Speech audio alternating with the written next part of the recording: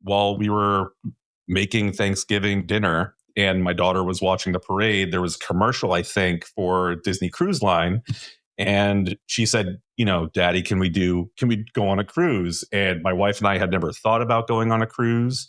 And she was asking like nonstop. She loved the commercial. And well, that just tells you, Disney Cruise Line knows how to make their advertising. They got us.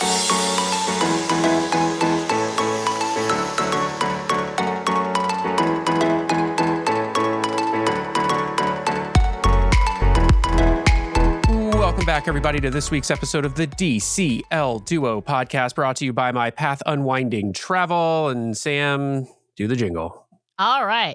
Simply the best, better than all the rest. All right. Continuing our trend here, we're trying to clear out the Canadian reviews before we head back to the good old US of A here. But this week's review comes from JF Canuck. Who writes, great resource for all things DCL. Wanted to make sure we know he's Canadian. Yeah. Great resource for all things DCL. Great content to listen to when you are cruise planning. I recommend also joining their Instagram to see some pictures of what they are discussing each week. Yes. Well, thank you for that review. JF Canuck, an apt name for a Canadian review, I think. So we appreciate it. And I know Sam is going to give her reminder to go subscribe to all the things we really have a ton of Instagram content. So if you're not following us on Instagram, you're missing out. But yes, thank you for the review. I will give my spiel, which is, as always, one of the easiest ways to help support the show. Head over to Apple Podcasts, hit those 5 stars. If you leave us a written review, we will read it on the air at the top Only of a written one of our 5-star. Well, only yes, written 5-star review. If you also write then a review after hitting the 5 stars, we'll read it on the air at the top of one of our main episodes. You can also, by the way, if you are on a different podcast player, please feel free to rate us, like us, whatever that podcast player supports. I know we've got built up quite a few more reviews over on Spotify, for example. So just leave us those reviews. They really do help us out. So Sam, I'm going to toss it over to you to introduce our fabulous guest, our fun topic for today. Take it away. All right. Well, we are joined today by Rob, who's going to talk to us about his recent cruise on the Disney Treasure. So obviously the best itinerary, 7 nights, of course. Rob, I don't even know, did you go in the Eastern or the Western Caribbean? Because that really matters. Yeah, the Western Caribbean. My daughter picked it. Yeah. Awesome. Well, welcome to the show, Rob. We're excited to have you for and it's not your first cruise, but first time on our show. So welcome. Absolutely. Thank you so much. Love the show. Been listening since we booked our first one, and it's been an awesome help. So, no, thanks for having me. Long time, first time. Absolutely. Yeah. Love it. All right, Rob. Well, we're going to dive into your cruising and Disney background. As I mentioned, you've got a couple of prior cruises prior to this one. So now you're 3 cruises. You're well on your way to achieving gold status. I know you even have your 4th one booked just a few months from now. But tell us, where does your love for Disney come from? I know as we're talking, you're wearing a Mickey Roosevelt sweatshirt. I love it, with the big Mickey thumbs up for those who are listening rather than watching. Yeah, yes, that's I asked great him, sweatshirt. Yeah, it's tremendous. Yeah, right before we started, Brian, before you logged on, I saw Rob's sweatshirt and I complimented him. He said it was from Roosevelt's. I was like, that's awesome. That's such a great sweatshirt. Yeah. That brand is great. And if they're listening, we'll take a sponsorship. We'll take some free stuff for Roosevelt's if you're listening. Actually, what we really want is Aviator Nation, because one of their sweatshirts would offset some of the cost of our show substantially. So there you go. Yeah. At least it would support my spending habit with that company. Yeah, I know. I love it. Well, Rob, tell us where your love for Disney comes from, and then what got you into cruising in the first place. Yeah. So, no, thank you. I grew up 80s and 90s.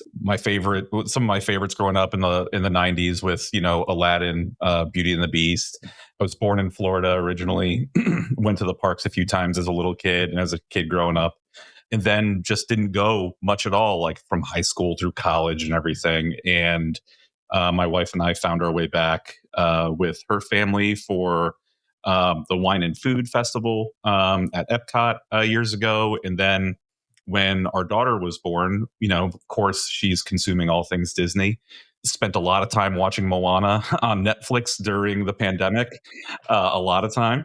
And before the pandemic, we had a planned trip to Disney World in 2020 before everything got canceled. And before everything shut down, my wife and I actually went back to just sort of scout it out to see what we would do with a 3-year-old at the time. And had a lot of fun. Parks and everything shut down. And when things started to open back up, we decided we'll do the trip again. And we did a 7-night trip to Disney World. We stayed at Animal Kingdom Lodge. Every day was a park day. It was fun. Absolutely exhausting. I mean, it's great. Yeah. Like 7 days is great. Like, cause you really can see so much in that length of a park trip.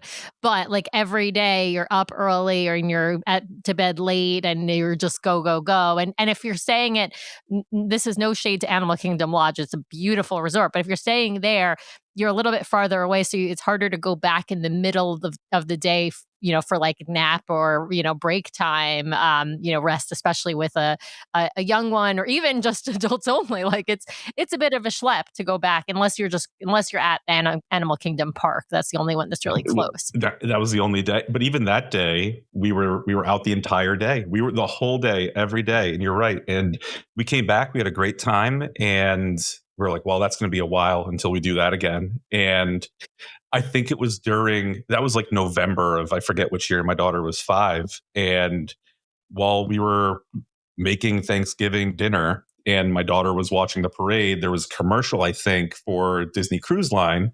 And she said, Daddy, can we go on a cruise? And my wife and I had never thought about going on a cruise. And she was asking like nonstop. She loved the commercial. And well, that just tells you, I mean, Disney Cruise Line knows how to make their advertising. They got us. They have the float in the Macy's Thanksgiving Day Parade they've had now for several years, right? That's a cruise ship, basically. And then having those ads on TV that cater to, showing sort of catering to families, right? Like they can entice, I mean, we know this. Commercial advertisements work on children just as much as they work on adults. Yeah, a successful $1 billion company can convince us to buy their products. I don't believe it. Oh yeah, they got us good, and I can't say no to her, frankly. And I said, absolutely, we'll do it. And I looked into it, and I have a good friend who's a travel advisor, and we looked at a 5-day cruise initially because we didn't know, and we didn't want to do something 3 or 4 days. We did 5 on the Dream, and we loved it. It was amazing. She had a great time. I describe it as like the easiest vacation we've ever done, and we've done a lot of traveling, and it literally has been just the easiest, most relaxing time. And it was everything, my daughter wanted it to be. It was everything we wanted it to be. It was just the perfect mix. So it was great. So we got hooked from there forward. Oh, I love hearing stories like that because like vacations with young children can be really, really hard. And even a Disney Cruise Line vacation can sometimes be really hard with young children, especially just depending upon what stage they're at. But I honestly think that your best chance of having a great vacation, if you're a Disney person and you're not somebody who has like the extreme, seasickness issues, then, maybe a cruise isn't for you. But like, I really think your best chance is on a Disney Cruise Line as opposed to a parks trip or some other trip like going to Europe and touring a big city, things like that, right? Like, I just think it's a lot easier. Your hotel like travels with you, right? Like, there's food that is very like kid friendly, generally speaking. There's entertainment that is mostly included, like 99% included, right? So it's just, and catered towards that audience, catered towards that family audience. And I would say like from the young to the tweens, I think that's where Disney's like sweet spot is, the young children all the way to tween, even though I do think there are plenty of teen families with teens that enjoy it as well. Oh yeah, and it's been oh, I'm sorry, I was just gonna say go ahead. It's just we got like a Disney bug also from the trip, and like we've tacked on park trips before the cruises now, and we'll take DCL transportation.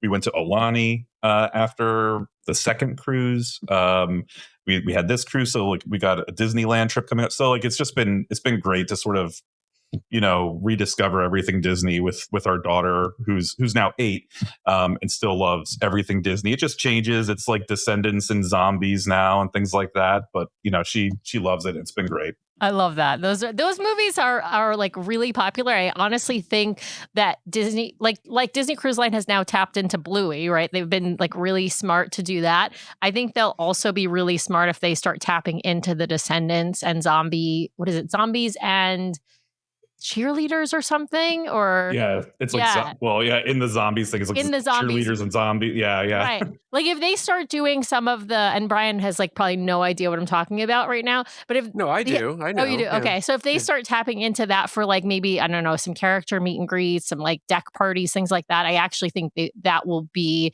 super, super successful, both for like young kids into the teenagehood, really. Yeah. Now you guys, you got the bug, so you did Aulani, you've done parks, you've done now 3 cruises.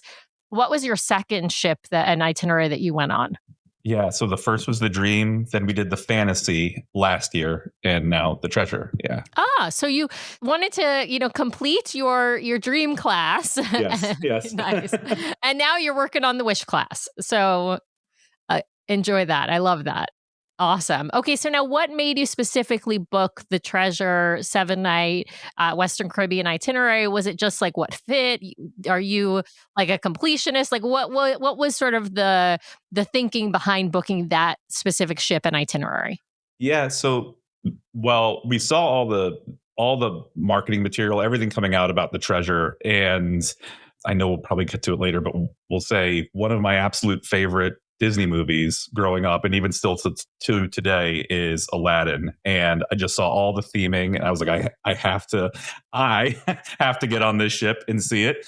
Of course, my wife and daughter also were all in on trying to check it out. And then, the timing of it, we were just looking for when we could possibly, get away for the cruise. And then Western or Eastern, I think I was probably thinking more of the Eastern Caribbean itinerary. My daughter, though, and I had been watching different videos of 7-night itineraries.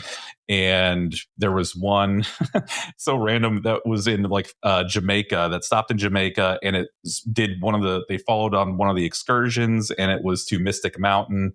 And she was like, we have to do that. Can we please go and do that specific excursion with like the bobsledding and everything? So I said, yeah, sure. So that said it. That was going to be Western Caribbean then. And yeah, it was tremendous. The ship was great. Really happy we were able to get there. Didn't get there within the first year for the inaugural year, but it's an amazing ship. Still feels brand new. All the ships feel brand new still. But yeah, it was great. Now, how old is your daughter? She's 8. Okay, so she's still in that prime, perfect. So she started at cruising at age 5, and now she's 8. So over the course of 3 years, she's hit 3 cruises once a year. That good progress, Rob. I got to give you thank you. A little clap for that. That's awesome. Now, you guys, where do you live? Charlotte, North Carolina. Okay, so you're on the Eastern Seaboard. You're not too far. Our show sponsors are headquartered in Charlotte, North Carolina, as well. Actually, and several of our cruising friends are hail from there as well. So it's super easy for you guys to get down there. I'm imagining though you were flying to Florida for your cruise. Yes, for the first one we drove, and when it was over spring break, which is my mistake, that then I decided to drive, and then we drove back, and it's to Fort Lauderdale, maybe 9 hours driving with traffic and stops. And on the way back, it took 14 hours. So we fly now. So we flew down, which no problems on the way there. On the way back, it was when all the snow and ice storms were hitting the East Coast, and our flight got canceled after being in the airport for about 6 hours. So we went back. It was fine. Our travel advisor, Alyssa, just helped us book another hotel at Disney properties. So we just went back and we enjoyed Wilderness Lodge for the night, and, just some of the shops and restaurants. So then we went back the next day. But still, I would take that over driving any day. Frustrating, but we made the best of it. Yeah. Now, on the front end of this trip, where did you guys stay down in, obviously in the Orlando area because you're sailing out of Port Canaveral on the Treasure?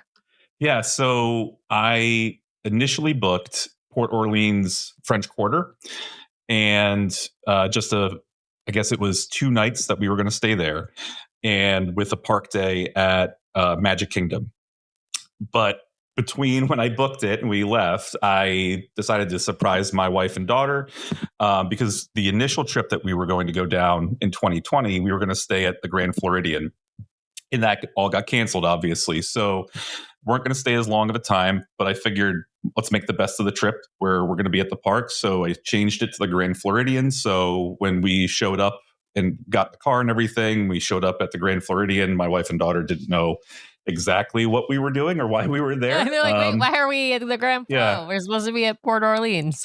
But it was tremendous. The rooms were great, staff was great, and it was, I had never stayed there before, and it was so amazing just walking up onto the monorail and then magically being in the park and then taking the boats home at night and everything. Just a really great start to the trip. Oh, yeah. There's really nothing, if you're going to Magic Kingdom, let's be honest, there's nothing better than staying on a monorail resort. Like you just can't beat that like convenience factor that you get there way quicker than you could even walk there from, some of from the Totally. We hotels. thought about it. Yeah. Yeah. But of course you're going to be walking a lot during the day. So you're like, I'll just taking the monorail makes total sense. All right. So the next day you are waking up at the beautiful Grand Floridian resort, but you are headed to Port Canaveral for your cruise. What kind of transportation did you use to get down to the port? Yeah, we used the DCL transportation, met us right there at the Grand Floridian, picked us up relatively early. I think it was like 9:30 or so, and got us right to the port easily, no issues whatsoever, and just walked right in. And so early that I went to go check whether or not there was any opportunity to upgrade our room. We were in a deluxe family veranda, and I was thinking maybe, even though we missed out on all the benefits before the cruise for concierge, would there be any concierge rooms available? And there were. It was not a full cruise at all, but there was no discounts being given for the concierge rooms. It was the same price, and I was like, well, no need to do it right now. But they were discounting if you were upgrading from inside to like a ocean view or a veranda cabin. Yeah. Yeah. So and that kind of whether or not there are discounts available for those upgrades is really dependent upon like how full they are, right? Like so they sort of know how many rooms are available and it's completely supply and demand based, right? Like and then we know that because that's what Disney Cruise Line does when their regular booking windows open too, right? You can book on day 1 and if you book on day 7, the price will be different between those days. And then of course as the months go by before the cruise, the price will again be different. And generally speaking, the price goes up, except for if there are some deals to be had here and there with different promotions that Disney's doing, or port upgrades are another obviously potential discount. So it's a bummer when that when they don't have those the discounts available. But at the same time, it's kind of like, well, okay, I already knew that going in, right? Like I booked the room category, kind of knowing what I was going to get, and it was just going to be icing on the cake if we were able to get something better at the port, which is nice. Rob, how was the pre-cruise activity booking for you with your booking window? Did you have stuff that you wanted to do that you weren't able to book? We got everything, even as silver, that we wanted. I was even able to, and I think it's also because of the time of year, but we were able to book a cabana. And not initially, not the first night, but I just checked back a few times and it popped up and I grabbed it. But even after that, I would still check to see if there was, because there was 2 cabanas I got. Initially, the newer cabanas opened up. And so I grabbed one of those. Yeah. Yeah, the Mickey and Minnie. And then I was doing a bit more research and saw that they were a bit further away from the things that my daughter Alice wanted to do. So I just was waiting until another one popped up, and I guess now the Sandcastle Cabana, one of them came available, so I grabbed one of those.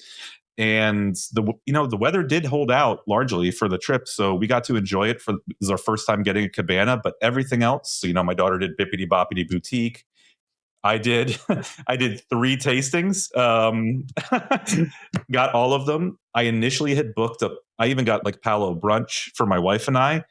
We didn't get to do it because my daughter, she's an only child, and she did make friends on the cruise, but that morning wasn't one where they were all getting together, so I had to cancel that to spend more time with the whole family. But yeah, everything was available for us, and it was great. Did your booking window, I'm wondering in relation to when the new Mickey and Minnie cabanas opened up, when was your booking window? Was it before they opened or after? Do you know? I think it was after they opened. So yeah, so my booking window was after they opened, and I think even probably the platinum was probably after they opened with this one, with it being late January. Yeah. Well, and like you said, it wasn't a completely full sailing. And so that, and obviously concierge wasn't completely full. And so that makes the chances of being able to get a cabana better. But also, like you mentioned, it wasn't available when you first checked. It was only from checking multiple times that you're able to book. But I think that was a really smart strategy when you switch to the Sandcastle cabana. So for those who don't know, the Sandcastle cabanas are the original family cabanas at Castaway. They've given them that name as a contrast to the new Mickey and Minnie cabanas. So now, because they don't want us calling them the old cabanas, it's really I really think that's just what it is. Disney doesn't want us calling the original cabanas the old cabanas and the other cabanas the new cabanas. So now we've got Sandcastle and the Mickey and Minnie.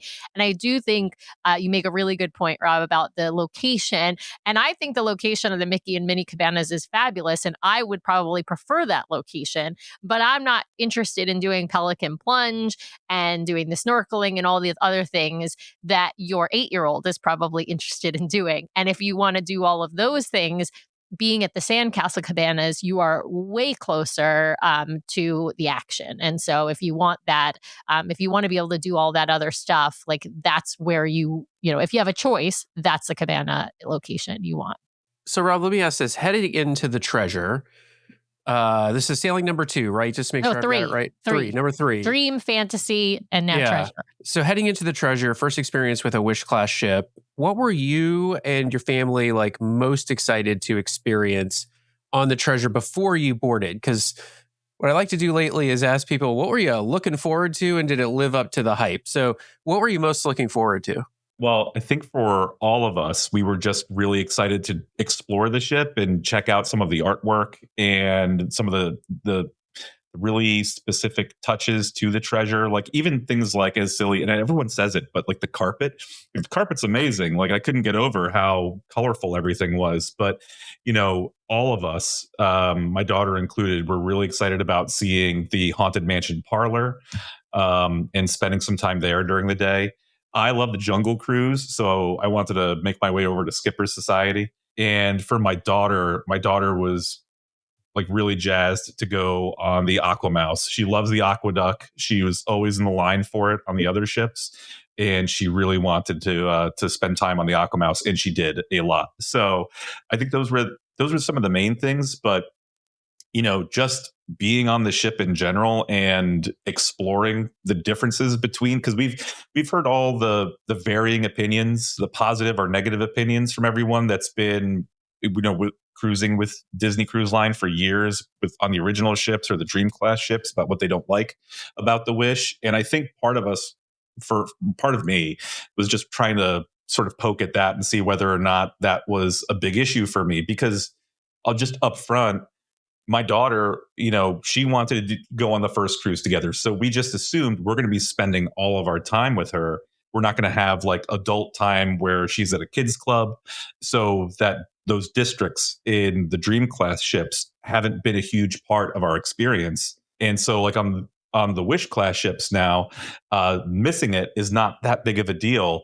And it was just a tremendous vacation altogether. But I mean, really, to answer your question, I think everyone was really excited to experience some of the storytelling on the ship with Sage and Coriander and some of the things that have been organized there. And then also the Haunted Mansion parlor, which, not to get ahead of myself, was amazing. Absolutely lived up to the hype. And I could have probably stayed in there for hours if I wasn't pulled out by my wife and daughter. So yeah. I love it. I love it.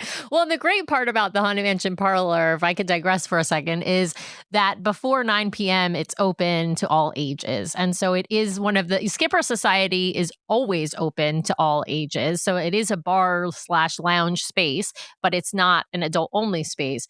But Haunted Mansion Parlor is available to all ages for that for most of the day. It's only after, it's only the after hours time, which for Disney Cruise Line is 9 p.m. because Disney Cruise Line's not a late ship culture. This is not like Virgin Voyages or some of the other cruise lines that have more. Yeah, they're great. The bars stay open. I mean, they're not closing down, but they're not. No, but it's not like. No, it's not. Yeah, it's not like Virgin or Royal, but I think that's why people sail Disney Cruise Line in the first place. So yeah, right, exactly. All right, so you get to the port through Disney Transportation. How long did you guys wait in the terminal? And I'm assuming you guys had an early boarding group because you're on Disney Transportation, because that tends to be the case. And so, about what time did you get on board? We could have walked on within probably 20 minutes of arriving to the port. Really early. The only reason we didn't walk on that early is because I went to go talk with the staff there about a possible upgrade. But then once we figured out it wasn't going to be in the cards for us, we went, got our picture, walked right on, went up to Marceline Market, had lunch. So it was a super quick boarding experience. And just walking on the ship on that first moment and like seeing the difference between the Dream class and the Wish class was great. And it was really, really great first few hours just getting on and exploring the ship. Awesome. Now you being a huge Aladdin fan and a child of the 80s and 90s, did the atrium, the Grand Hall on the Wish class, but the atrium obviously on the Dream and the Fantasy, both beautiful, but very, I would say, small in comparison to on the Wish class. Like, was it everything you wanted it to be when you saw that atrium and all of the artwork on the walls? Yeah, absolutely. And like all the artwork with Raja, and I think their Genie was there greeting everyone when we were walking on. One of the first things my wife and I did was take a picture with my daughter in front of the statue and just spent a lot of time just walking around and looking at the artwork. And like there was a tapestry of, I think, Agrabah and like the palace in one side as you're walking by one of the stairwells. Just tremendous. And, even exploring more of the artwork around the ship, just all of the artwork with some like the scavenger hunt activities. And I keep forgetting like the ghostly or happy haunt one with, happy hunt with the magic bands and seeing everything there. It was great. So I absolutely loved it. And brought back more than a few souvenirs to remember. We almost thought we would have to buy another suitcase on the ship to bring everything home with like the mini ship statue that we brought and sippers and everything else. So yeah, it was great. Sam, I didn't realize Happy Haunt was on the Treasure. I thought they'd only put it on the Destiny. No, they put it. It actually came out on the Treasure before it came out on the Destiny. It came out on the Treasure in October of 2025. So we just haven't been on the Treasure to do it, right? Correct. We haven't been on the Treasure to do it since they launched it, because they put it, like I said, they put it on the Treasure just like a couple months before the Destiny or a month before the Destiny launch. Basically, they were like doing some testing. I want to say maybe like mid-October, and then it was completely up and running by the end of October. It's not on the Wish. It is not on the Wish. It is not on the Wish. And I wonder if they'll add it. I wonder if they'll add it during her dry dock. They absolutely could add it during. In fact, they didn't even add it. They added it to the Treasure without a dry dock. I just wonder if they haven't added it because of the shorter, because they're just shorter sailings. But I wouldn't be surprised if they add it for the European season before the European season in 2027, because she's going to be doing those longer, mostly 7-night sailings, and some even longer than 7-night sailings for 2027. Yeah. All right. Well, you mentioned you hit up Marceline Market. We got to talk about Marceline Market because this is your first time, there. Now, to be fair, it's not like so different from Cabanas. It's the same concept, right? But of course, it's mostly crew served instead of self-served. And although there are a couple of stations that are self-served, what did you think about Marceline Market in comparison to Cabanas on the Dream class? Yeah. So just like you said, it's relatively similar, and we'll love if we go on, and we will go on another dream class ship, and we have to do magic as well. But and so we'll go back to the buffet there. But we did really like Marceline. I prefer having the crew served food. Same, that makes Rob. me feel better. I'm a little bit. I've become a little bit of a germaphobe. I'm not a big buffet person. I'll be perfectly honest. I find buffets in general gross. Disney Cruise Line is a semi-exception just because I feel like they do a good job of keeping things clean, but I much prefer crew served over guest served. I don't need everybody's grubby hands touching everything. Yeah. Agree. Oh, behind glass, so no one's sneezing on it. None of the little ones are sneezing or coughing on it, so it's great. But it was a great experience. It was certainly crowded. We have not done the sit down lunch yet, and it's again largely because my daughter likes going up to the buffet and has liked getting crab in the past and sitting down to do that. Look at her. She's so fancy. Yeah. Good job, Yes. Alice. Oh yeah. I love it. Absolutely. Crab, he would eat shrimp. I love yeah. Oh gosh, yeah. With a refined palate.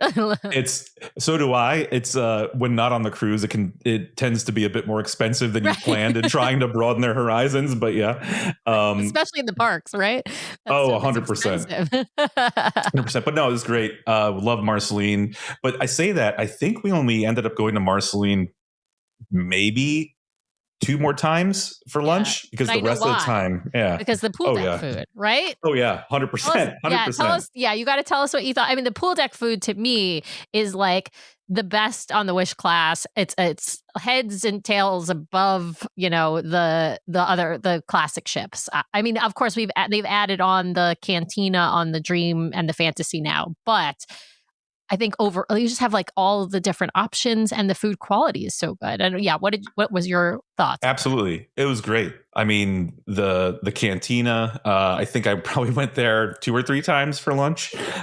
Maybe a little extra, but like the pizza was different, which I didn't know. And that was a good change as well. My wife and daughter really enjoyed the smokestack barbecue. Some shredded pork some pulled pork may have found its way onto a burger at some point.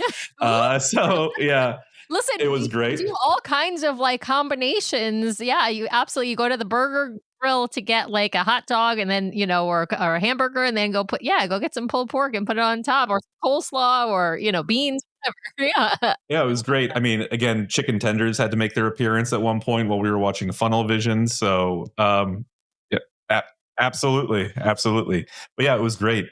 And so huge difference there. And again, another positive being, and my daughter was upset by it at first, not being able to get her own soft serve. But again, much appreciate the fact that the crew is providing all of the soft serve back out to everyone that comes up. And not like there was a long line ever for it.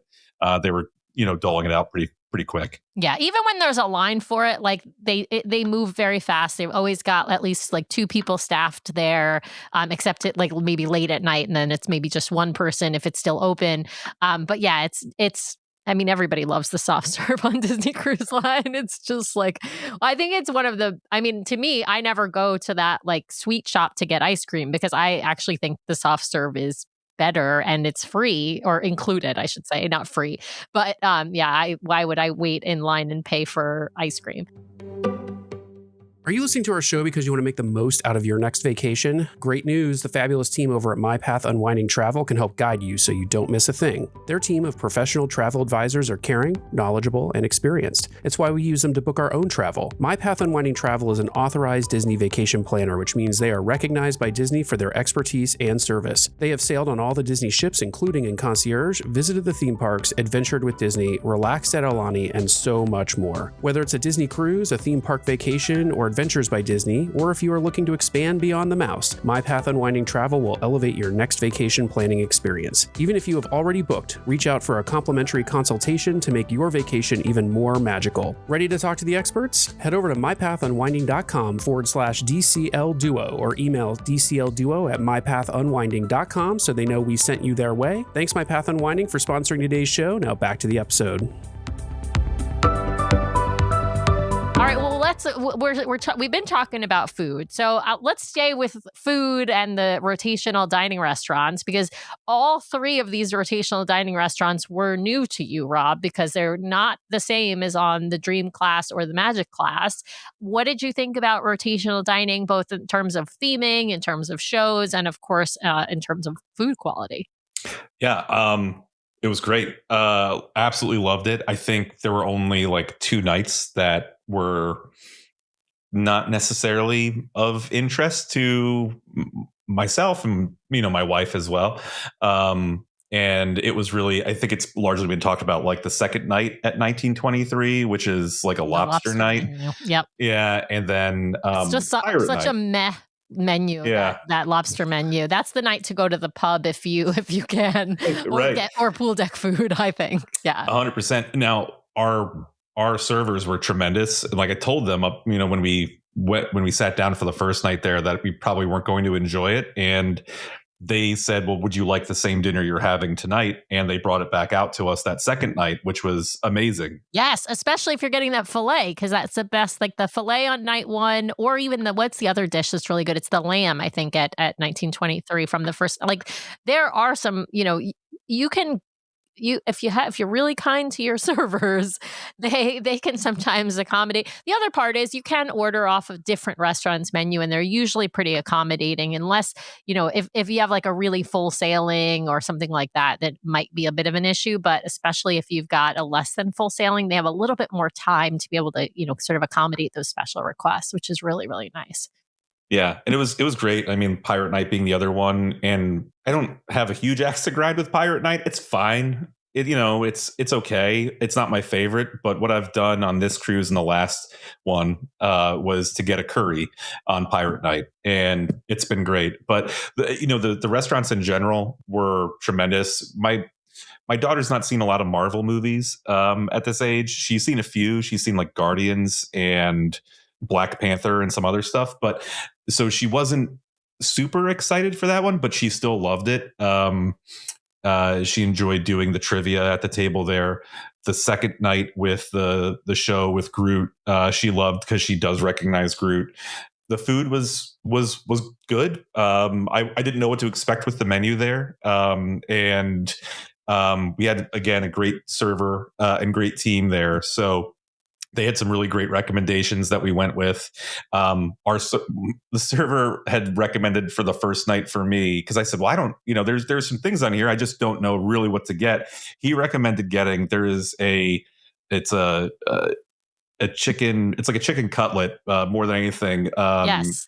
I guess So it's chicken a schnitzel, they schnitzel. call it. Yeah. It's a schnitzel, but it's not like a pounded flat schnitzel. It's a chicken cutlet of sorts, right? And he said to get that and also get the vegetarian dish, which was like an udon noodle soup. Oh, the udon. Oh, yeah. Perfect. Yeah. He said he eats those together like frequently as what he really enjoys. So I said, sure, why not? It was a lot of food, but it was a great recommendation.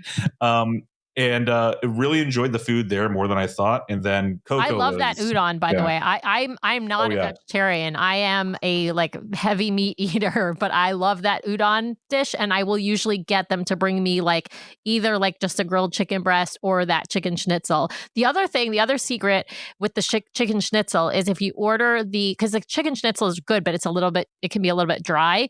If you order, there's a gnocchi dish that's got a pesto sauce, or get the gnocchi and the schnitzel, and you dip the schnitzel in the gnocchi sauce.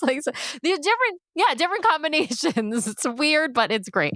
I may have been dipping it in some of the broth from the soup after I poured in. He brought some chili oil out to spice it up a little bit. So it was great. And we have not had a bad serving team on any of the cruises. This was just hands down the absolute best. And they were training someone else, and all of them together were just tremendous. Oh, nice. So you ended up with 3 people instead of 2. Yeah. That's really nice. Yeah. And he was out of training at the end of the week. And so got to see him as we were leaving and got breakfast that last morning without the earning my ears little portion on his name tag. And he was all excited. So, it was a great group of folks. They, did all the extras as well, and like teaching my daughter origami and doing some magic tricks and the puzzles and everything. And she absolutely loves it. We love doing that with her. But, and of course they remember everything. They know exactly what it is that you want when you come sit down. They're ready to go. They know what you like, what you don't like. They knew just that I wasn't going to have any trouble with anything spicy. They knew that I liked spicy items, so they were making recommendations there. And then Coco was just amazing. It was especially the second night for Coco. Again, not to get ahead of myself. The first night was good. The second night was tremendous, with like the empanadas, and there was like a chicken mole, and there was like everything about that second night with it was great. And the show, right? The food. Yeah. Oh yeah. It's just tremendous. And I know, not to be silly, but I did say I got this for my daughter, but it sits in my office now. It's Dante. Is that Dante? Yeah. Is that the Dante? Yeah, sipper? It's Dante sipper, and this was I got it for Alice, right? I got it for my daughter. You got it for Alice, and now it's in your office. Yeah, there might be a whole bunch of sippers and other cups that I brought home from the cruise, and every time I got one, popcorn buckets and sippers. Yeah, those were I bought for Nathan, obviously. No, that is not true. I know. I know. That's the joke, Brian. Nathan has never asked for. He's never asked for. He has asked for. He has asked for a sipper though, because he has in Animators. I don't know if they still do this, but the Crush sipper that I don't know if they still have, but there was a Crush sipper, and he definitely asked for it. I don't think we even have it anymore. I think we got rid. No, I think we got rid of it. It was downstairs. Yeah. Yeah. Yeah. And every time I got another one, I got one. I got two, I got a tiki mug in the Haunted Mansion parlor and a sipper in the Haunted Mansion parlor with a Hatbox Ghost.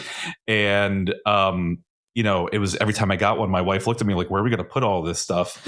I love you. Thankfully, we got vacuum bags to try to compress everything. Yeah. Yeah, we just got it home. But the meals were tremendous. I think my favorite night of all the dining was that second night in Coco with the show, the food, the service. But again, what was, not to keep going back to it, but what was crazy, and us knowing that it wasn't a full sailing outside of some of the staff sort of mentioning it, is, and we haven't been on a ton of cruises, but for the last two, whenever we'd walk in, tables would be full. There were significant portions of the dining rooms where tables were never sat. They were just always empty. Were you in it still dining? felt full. Or were you in? Oh, well, that's the other thing. It was our first time doing late dining. So we were debating, is that part of it? Yeah. Where, we did late dining because we had done early the last two cruises. We did late because and I get it. My daughter wants to experience as much of the day as possible. And she wants to stay in the pool and watch things on Funnel Vision. And, there are days that we do Bippity Boppity Boutique, and those can feel somewhat shorter than others because you come off of the pool deck to do that and you want to do other things. So we said, well, let's do later. She's getting older. She did well. You could tell by the end of dinner, she was getting a little tired.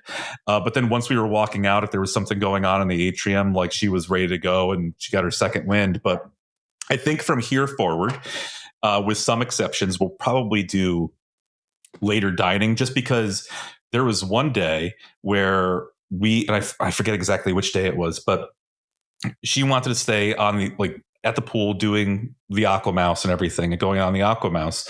So my wife and I would sort of take turns going on and off. And then, my wife wanted to sit and watch whichever movie was out right now. She's like, well, do you want to take her up? I said, absolutely. So we go up to the Aquamouse. It's a relatively short line because it's getting later in the afternoon. And we get on, and Alice wants to run back and do it again. So we run back around, we do it a second time. And after the second time, there was no line because everyone was going to get ready for dinner. And they just said, do you want to go again? And we just stayed on the raft and we did it for another 4 times. So it was 6 times in a row that we did the Aquamouse. So yeah, it was great. Yeah, we feel the same way about late dining, and I think we kind of we pivoted from early dining to late dining around the same age with Nathan. It was around like 7 or 8 with him, and found we had the same sort of experience that you had. It just helped with us like not having to sort of end our day early. And I know that that doesn't work for everyone, and so I think people should just figure out what works for their family, especially with young kids. Sometimes you have to just do main dining. But I think sometimes people are surprised that late dining can work even with, older elementary, age kids. I think it's definitely still. Well, it's know thyself, right? I mean, exactly. You got to try it though to know which but works, for us, right? yeah, but for us, late dining works on the East Coast because it's like early dining is like 2:00 in the afternoon for us to eat. Yeah. That's part of it too. But even when we sail on the West Coast, we've now do late dining. So it's just a matter, like I said, I think it's one of those things where, like, especially if you have really young kids, start with main dining for sure. But like at some point, it may be worthwhile to just try late dining and kind of see if it works, because it tends to be a little less crowded and tends to let you enjoy the rest of your day more. I got to ask about entertainment, Rob, because this is where, one of the things you were looking forward to was entertainment offerings on board the Treasure. And of course, the new themed spaces, all of that. What stuff did you guys get to go to, either as adults or as a family? And what was your, impression of it all? Yeah, so we went to, I know, I know it's not going to be a winner of a comment or part of the vacation for you, Sam, but we did miss Beauty and the Beast. But you did see it on the Dream. Please, we did, okay. and I've seen it on Broadway, so we love the show. It's a great show, but we wanted to make sure that we saw Moana, we saw Seas the Adventure, that my daughter loves trivia now. Like, we did trivia on the second cruise, like pirate trivia, and we won that. So she's hooked ever since then. She wants those medals. Yeah. She does. And so we did a bunch of trivia. I think we did, we did a music trivia where they had one of the pianists from the Scat Cat come out and play songs. We did a Disney trivia where we actually won that one. And Aladdin trivia, which we were, I think, 2 questions off on that one. That was at Skipper Society. I did a Star Wars trivia that it was, again, close on that one. A whole bunch of us got to 19, and there was one person that got a perfect score. And then we also did we did crafts over at, again, Skipper Society again, which had a ton of fun with. And we did like the family game show, which my wife and I haven't been to see Match Your Mate, but I assume it's somewhat similar in format. And yeah, and my daughter, as they were asking for volunteers, we just showed up thinking we were going to watch it. As they were asking for volunteers, her hand shot up, and my wife said, "You're going up with her." Like, I'm not getting up on the stage. Your family member, right? It's the family version of Match Your Mate. It's like it's called something like How Well Do You Know Your Family Member or something. Yeah. And it tends to be parent child, but it can also be siblings, and it's fun. I got to be honest, is a little stressful. You're like, oh my gosh, I hope I answer correctly. Well. But then also, like, what is my 8-year-old going to say? For my answers here. Yeah. And we won that, which was great. So Alice was beaming afterwards. And then you're like a mini celebrity on board. Oh, yeah. Everybody else who's watching, like everyone in the audience at those game shows, like, now they know who you are. Yeah. Yeah. Well, what was funny also for that one is that right after it was family karaoke, but it was getting kind of late. And I guess as it's getting late, some of the teenagers on the ship are looking for other things to do. And a horde of teenagers just, files their way in as my daughter is finishing like one of the questions, and it was at the very end. And as she got a right answer, the whole crowd exploded, and with all these kids, sort of cheering her on, which was great. So she was certainly a mini celebrity with them.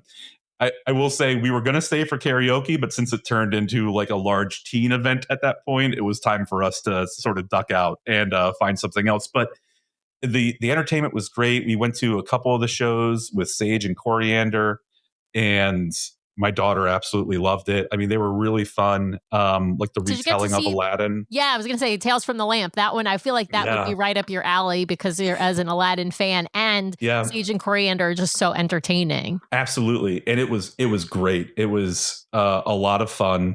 You know, we didn't get to break away much to do some of the things that were themed more for adults from an entertainment perspective.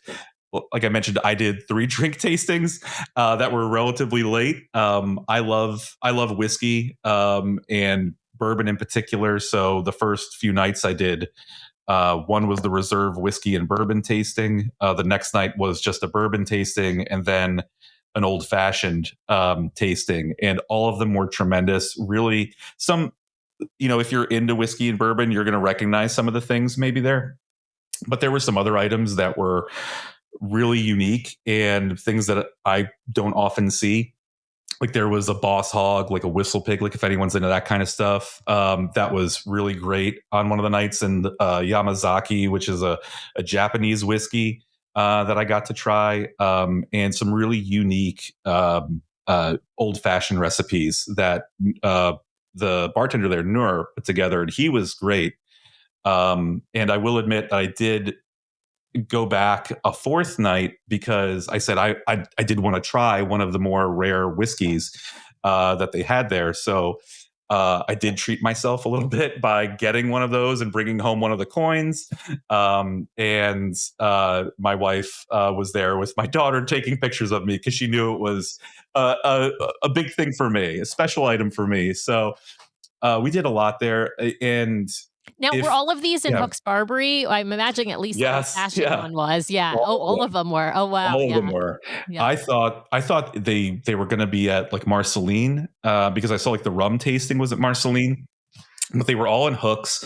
I think the most that he had there was maybe 6 people, which was really nice because you got to sit and actually listen, ask questions, and you know he would take different things out for you to smell or try, and you know there were a little few additions maybe that he would add because he had a smaller group to you know throw in an extra item or 2 to taste.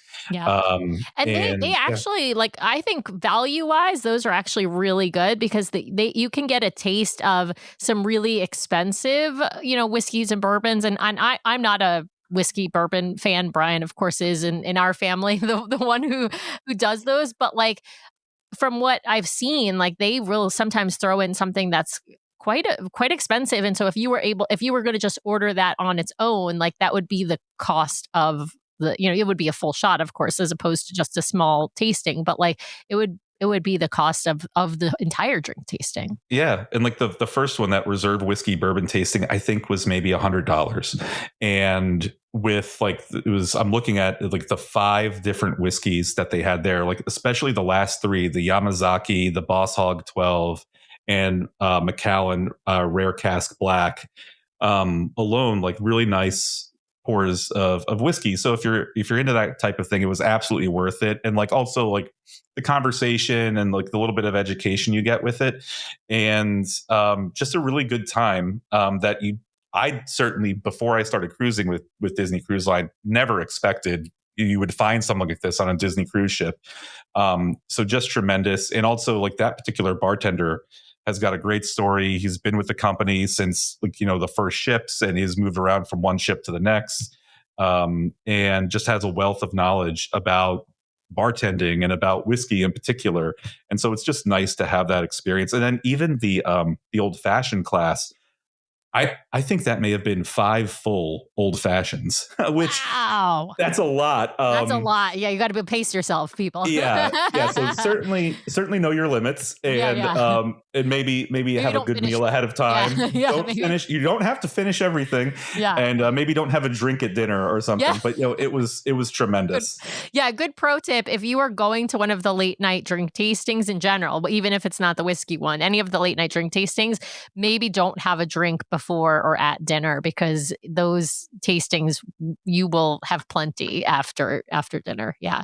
Now, Rob, we have hit like most of the highlights on the ship, but you mentioned part of the reason why you had booked this cruise was your daughter wanted to go to Jamaica and do the bobsled excursion. So I feel like I would be remiss if I didn't ask you about this excursion and what you guys thought of it, and did it live up to her expectations, perhaps?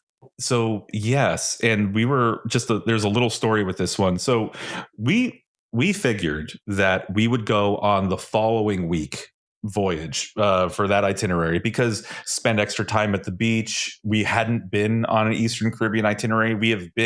My wife and I have been to Mexico. We've been to the Cayman Islands. So we figured we would do that one, but she saw that video and said, I have to do this. I have to try it. She's a bit of a thrill seeker, I will say.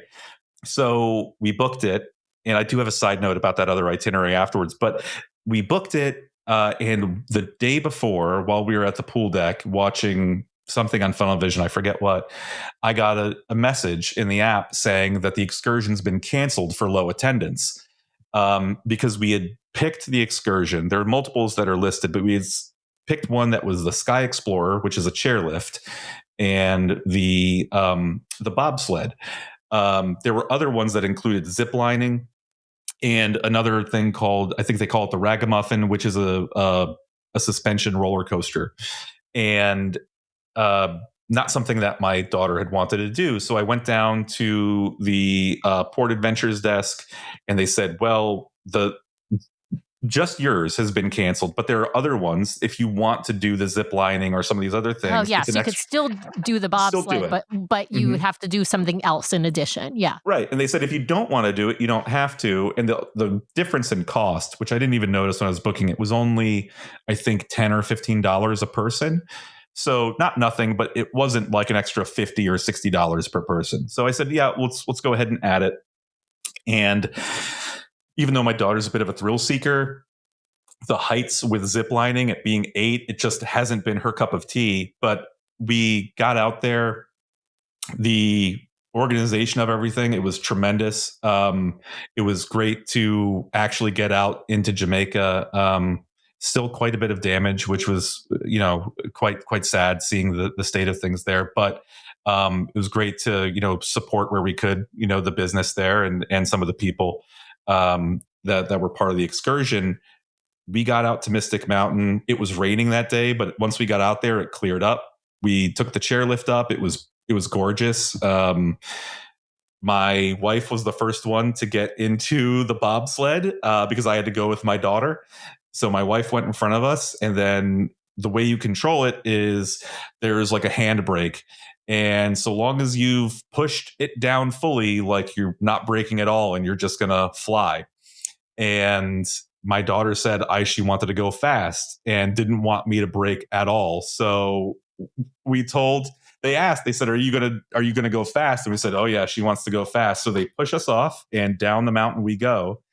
And it was really fast. It was a lot of fun. It was really neat going through like the forest and everything down the mountain on it. My daughter filmed, I believe, on the GoPro. So we've got a GoPro video of it. It's tremendous. And then a really nice sort of ride back up to the platform. And we loved it. My wife said you could hear my daughter screaming and laughing all the way down as we caught up with her. And then as we were leaving, they said, well, do you want to do the zip lining? And at first, my daughter was like, oh, nah, no, it's too much. And my wife is not a heights person. So she said, if she wants to do it, you're going to have to go with her. And the group of people there could see that my daughter was a little worried about doing it. And one of the workers that's part of the excursion said, I'll go with you, come with me, and asked everyone else in the group whether or not they would be okay with my daughter and I going ahead of them. Everyone said, yeah, absolutely. I love as she went off. Yeah. And he took her, he sort of grabbed her by the waist as they were both hooked on, and they went, and everyone in the group was applauding and cheering her on. and she is now hooked on zip lining and wants to do it on like every cruise or vacation we go on. So she loved it. It was a great excursion. That's amazing. I have to tell you, we had like a similar experience with Nathan. He was really nervous to do zip lining for the very first time, and now he's like all in on it. Now loves zip lining. So like, and I'm kind of the same. I was like terrified to do it. I'm still terrified every time. The first zip line is like really, really scary to me, but it's so much fun. And like, if you've got really good guides, they really like make you feel comfortable with all the safety measures that are in place. Yeah, So I love absolutely. that. Absolutely. Oh my God, Rob. And it was such a great experience. And I think a lot of people understand like the need to bring money for tipping and everything. But I was so glad that I had brought and budgeted and made sure I had the right bills and everything to tip while we were there. Great reminder, people. Take cash on your excursions, even if you're not planning on buying souvenirs. Absolutely. Like bring cash, because if you have great guides, you want to make sure that you show them your appreciation. Yeah. And like the woman who was sort of escorting us from the port to Mystic Mountain, she was tremendous. Just sharing a bit of knowledge and history of Jamaica as we were taking the tour out there, talking about what happened with the storm. She was super helpful when we got there and held on to my bag so that I could go ziplining. So like she was tremendous, and it was just great to be able to, again, have the cash there to show your appreciation in the right way. And it's not that we're not big excursion people, but we do love enjoying the ship. And if we do go on excursions, like the only other one we did is when we went to Cozumel, we went to Kuza Beach. There was like a VIP beach experience with like included food and drinks, and it was great. We loved it. I'd say the only thing that was a negative there was it was a lot shorter than I expected. And we got back to the port really early. And I was like, we could have spent another hour or two on the beach, but that was it. We were back on, but still a positive experience. Kuza Beach was beautiful, I'll say. I know they're building a lot more there, but it was really nice, really clean, a lot of space. The staff there was great. So absolutely worth the cost. I just wish it were a bit longer. And then if I could just share, like, I feel really awful about, so at the very end of our cruise, it's when it started to get very cold in Florida. And we, I know I'm skipping over Castaway, but when we got back, so our flight had gotten canceled back up to Charlotte because of the storms hitting the Southeast.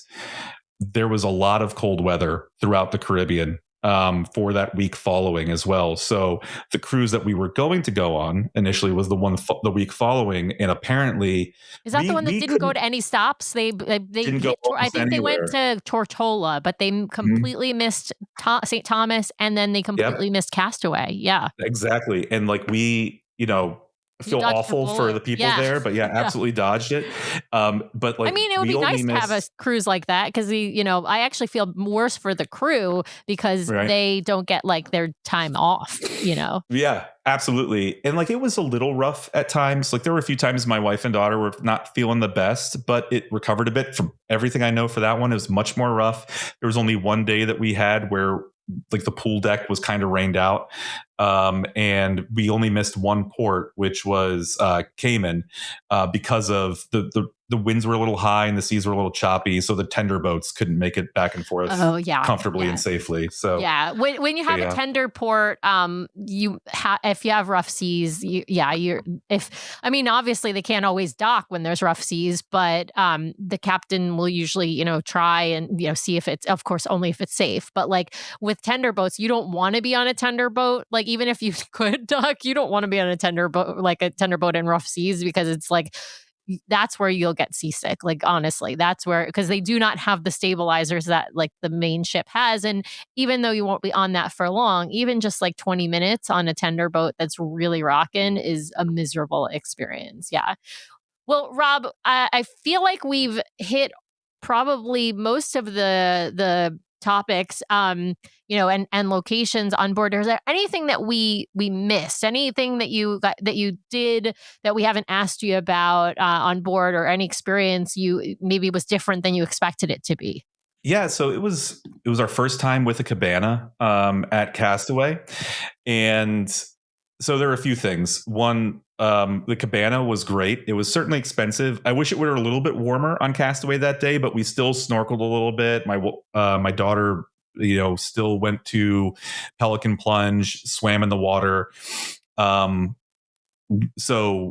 also they've upgraded the Sandcastle cabanas to have the same type of ordering system that is over at the Mickey and Minnie cabanas with an iPad there. So the iPad has like the music that you can play, but you can also call for service and order drinks, which was really neat. But I absolutely loved it. I will try to do it again in a future cruise. But what I would say is the 2 other times that we've been on Castaway, we've never felt like we've missed anything by not having a cabana. We've always had enough space. The people have always made chairs available if there weren't chairs available where we wanted to be. Same thing at Lookout. Like we haven't had a cabana there, but it was, it's a nice to have, not a necessity. So we absolutely love that. So my daughter has done Bippity Boppity Boutique on each of the cruises now. I would say this is one of the best experiences. They've always been amazing, but like this particular fairy godmother in training, there were 2. There was one who was just starting. They were tremendous. She absolutely loved her gown. They gave her all the time she needed to find the right one that she wanted to wear.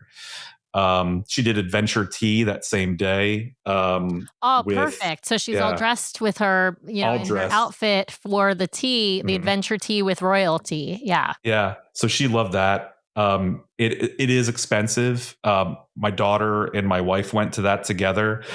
They had done the one on the Fantasy as well. It seems like this one was just head and shoulders above that. They were both great experience, but this one they absolutely loved with the storytellers. And I have a really great video and picture of Coriander taking my daughter by the hand and sort of like, ushering all the kids into the restaurant for that. And I think so I did try a lot of great drinks, clearly with like the 3 classes. I think one of the ones I enjoyed the most, honestly, was at Skipper Society. It's a breakfast old fashioned, which was silly. Does that mean it has bacon on it? So it comes with a waffle and a slice of bacon and like a gummy like egg on the side, but like the drink itself. So that was great, but the drink itself was tremendous. Okay, Brian, you have to order that. Yeah, Brian, you have to order that when we go on the Treasure in a couple of months. I don't know. Rob, gummy egg. You don't need to eat the gummy. Put that to the side. You don't need to eat it. I'm gonna eat the waffle, the bacon, and the gummy egg, and just take a sip of your drink, and you're gonna drink the drink. But I feel like, honestly, Robbie, you're like getting me more and more excited to be back on the Treasure because it'll be a year, I think, when it'll be a year that since we've sailed on the Treasure, and when we do sail in a couple of months. Yeah. And I think I want to get back on there. Honestly, like there's so much more that we can do from an activity perspective and just exploring the ship. And the one thing I didn't mention, I don't know how I missed this, but like the Moana stage show was absolutely amazing. Everyone was captivated the entire time. The actors were great.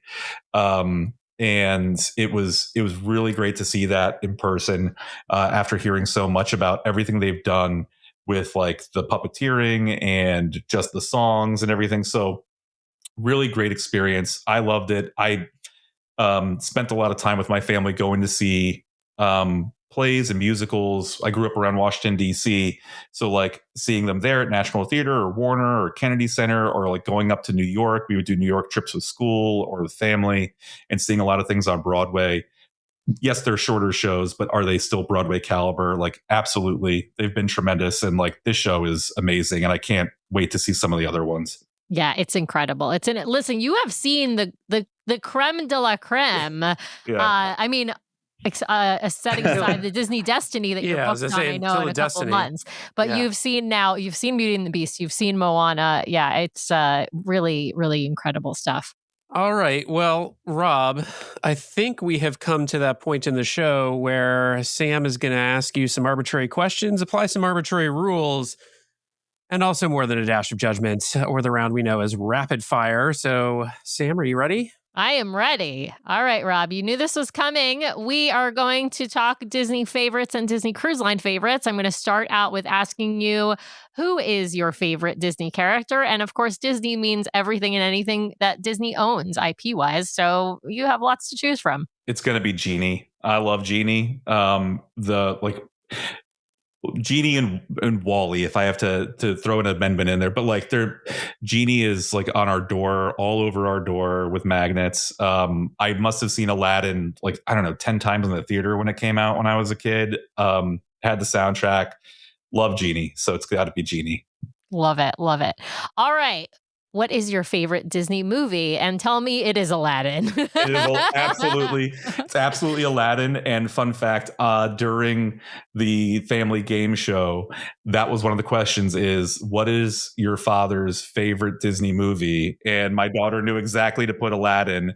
And like, yes, I love Star Wars. I love all the things that Disney has acquired over the years.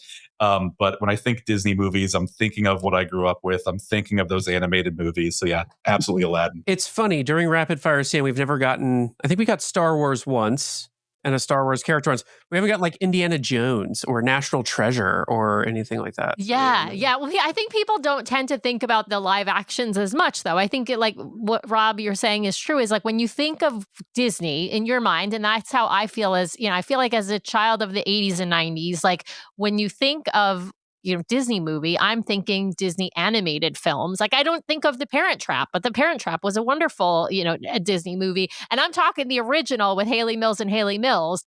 And then of course there was the remake with Lindsay Lohan and Lindsay Lohan, right? So like, I mean, but I don't think of those. I think of Aladdin, I think of Lion King, I think of Beauty and the Beast, and of course Little Mermaid, which what came out in the late 80s. So like I those are the movies that of the golden age of Disney as we knew it. So and of course we've got like plenty of new ones now that are amazing, like Moana and Frozen, right? There are so many just amazing Disney properties, but I think of them as the animated films. Yeah, same. I love all the live action stuff. Goonies is a Disney movie.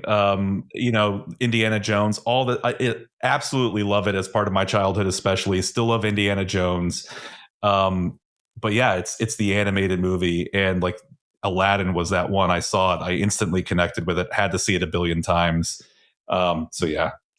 Now I got to ask your favorite Disney song, and I have a feeling I have a prediction in my head, but I'm not gonna say it because I want to know if my prediction's gonna come true. I am going to throw you a curveball. I'll be honest. Okay, because I love all of the songs in Aladdin. Friend Like Me, absolutely everything. Okay, that was what I was going to guess was Friend Like Me. That I'll absolutely just tell you because it's Genie's best song. Absolutely, there are two songs that, and I love Colors of the Wind. I think that's one of the best songs. Yeah, from all of Disney's sort of catalog of music. But also, there's the other one, the Lava Short. Yes. I learned how to play that on the ukulele. It is beautiful. It is a fabulous, fabulous song. And that short is it's such a beautiful, it's a beautiful song. It's a short story, right? I love that. That is a great answer, Rob. You have already gotten an A++ in rapid fire, and we haven't even jumped to Disney Cruise Line, now that's what we're going to do. All right, so we're going to jump to Disney Cruise Line, and I've got to ask you your favorite Disney Cruise Line stage show. And you've seen Aladdin, now you've seen because you saw Aladdin on the Fantasy. I'm sure you did not miss that one. You saw Beauty and the Beast on the Dream. You've seen Moana on the Treasure. Like I said, you've seen the creme de la creme of stage shows, setting aside Hercules. Which one is your favorite? So we've seen in Frozen, we've seen everything, but it's Moana now. After seeing that on the Treasure, like Moana, absolutely. I think the one that's the best done prior to us seeing, they're all great, but the first one we saw was Beauty and the Beast on the Dream. And we were blown away at that point by the quality and just, everything, the stage, the set design, everything. But now it's Moana, especially with like the puppets they've created, and the effects, and it was just tremendous. So absolutely Moana. Awesome. I love it. I can't wait to hear what you think of Hercules when you go in a few months. All right. Well, we got to shift over to onboard activities. What's your favorite? Not your daughter's favorite or your wife's favorite. Your favorite Disney Cruise Line activity? I would say the tastings, but like I haven't done them often, and I think that gives the wrong connotation. But I'm going to say honestly, it's the trivia. The trivia has been tremendous, and you know, we don't go in. I go in expecting to lose every time, frankly, because of everything I have heard about how many people have gone so often to trivia and just know all the answers. But it's a great way to break up the day. And they are a lot of fun. Like I thought I was going to just clean up in the Aladdin trivia.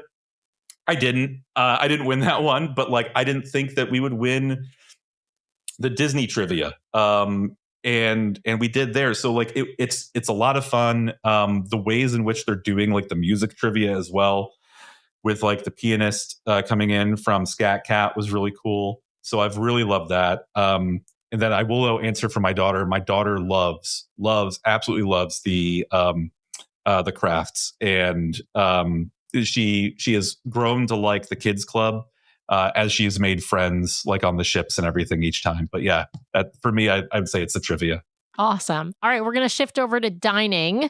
What is your favorite rotational dining restaurant? You can, of course, choose from either Dream Class or from the Treasure. Yeah. I think now it's Coco. Before this one, I would say it was probably Animators. It was just so much fun. But yeah, Coco just hands down has been just tremendous. Like I said, the first night, not as strong as the second night, but really great entertainment, great food, and I love my Dante sipper that I have now. So yeah. Love it. Love it. All right. I got to ask a favorite savory and a favorite sweet item on board Disney Cruise Line. We'll start with the sweet because we saved the savory the best for last. So what's a favorite sweet item? So Ryan's just shaking his head at me. He always shakes his head at me during rapid fire. I would say not having been to any of the adult dining restaurants yet, I know that's going to change likely as we get that experience, we get that opportunity. Right now, the sticky date pudding that they have as a dessert has probably been my favorite for a sweet item. For a savory item, and also with that, I will the pecan tart and that second night of Coco is a close second. Like that was really great.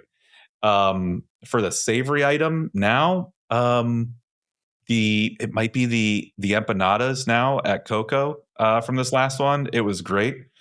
Prior to that, it might be chicken tenders, frankly, on the pool deck.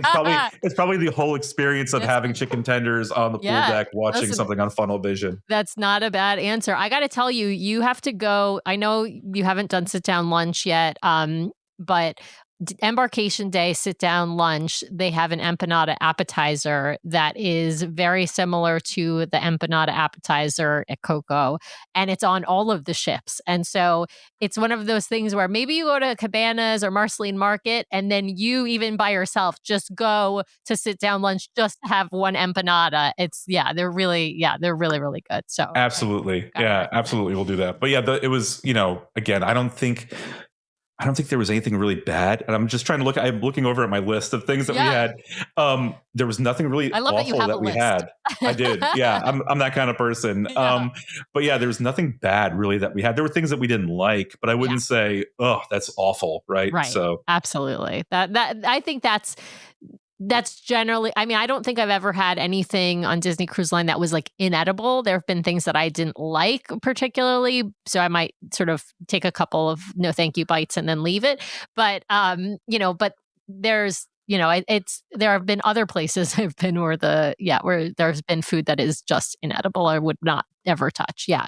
Love All a no right. thank you bite as well. Exactly. A no thank you. Yeah. That's right. All right. Well, we've got to move to perhaps the most important question of rapid fire before, of course, the bucket list cruise question, which is, which one is your favorite ship now? The Dream, the Fantasy, or the Disney Treasure? Drumroll, please. It's the Treasure. It's Yeah, absolutely the that's right.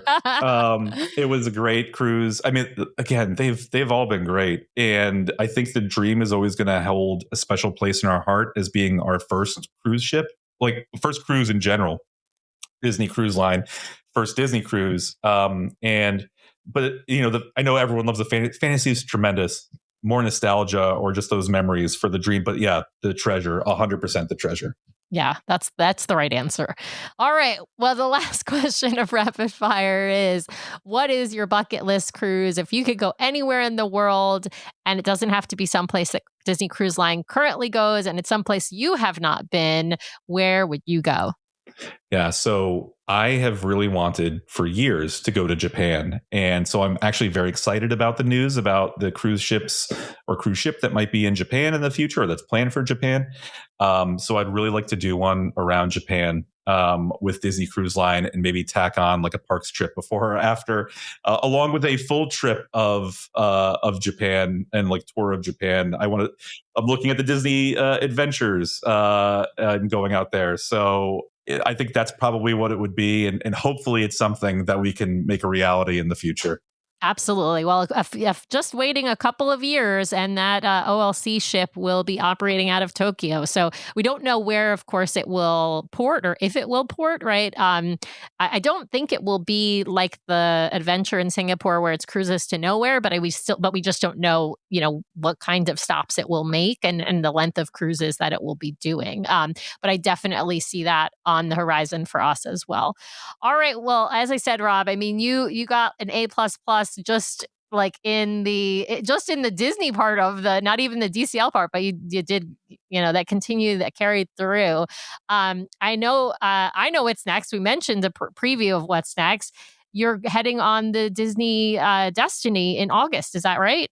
That's right. So I'm taking my family and my mother with us on a Destiny cruise in August.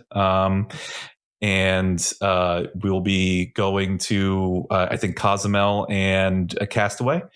So really looking forward to that. And also, we did get a placeholder on this last cruise. And I'm working with my friend who's the travel advisor to book for the summer of 27, now that we're able to, the Norwegian Fjords cruise. It's going to go to, I think, Stavanger and some other places. So really excited for that one. And it'll be perfect because your daughter will be about 10 at that time, right? So either have just turned 10 or just shy of 10, right? But honestly, I think it's a perfect cruise. It's such a wonderful place to go in the world, and I think a great way to see Norway is on a cruise ship still. So it's really, really fantastic. That's awesome.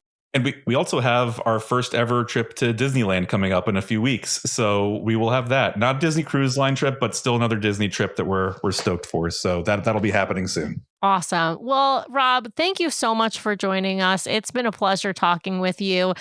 We, of course, love the Treasure. For me, it's the number 2 ship. For Brian, I think it's the number 1 ship. Really, of course, but they're just, the Destiny and the Treasure are just so close there. They're so amazing. I can't wait to hear about your trip on the Disney Destiny. I hope that you will come join us again for an episode to share that experience. I'd love to. Absolutely. It was great talking with y'all. And just thank you so much. And thanks for all the help that you've provided us, even though you don't know it, for all these podcasts that we've been listening to and prepping for everything from our first Disney cruise ever to this most recent one with the Treasure. It's been great. So thank you.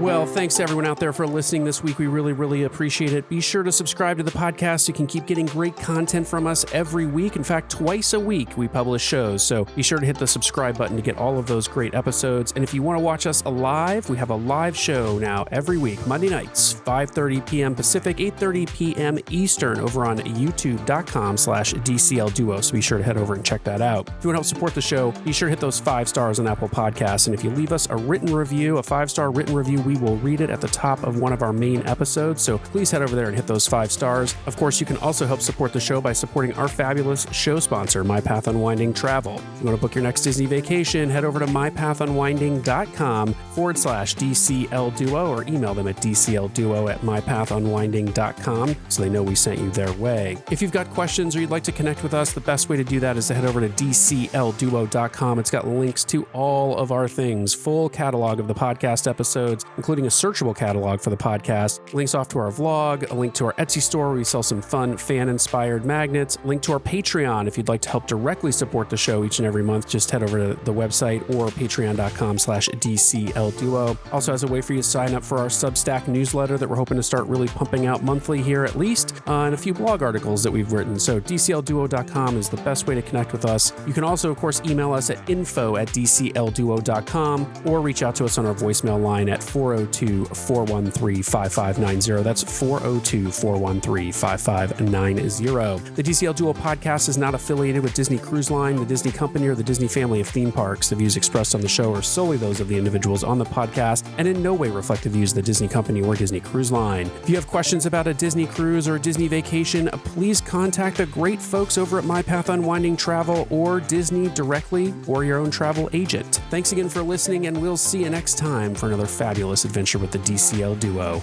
Good night.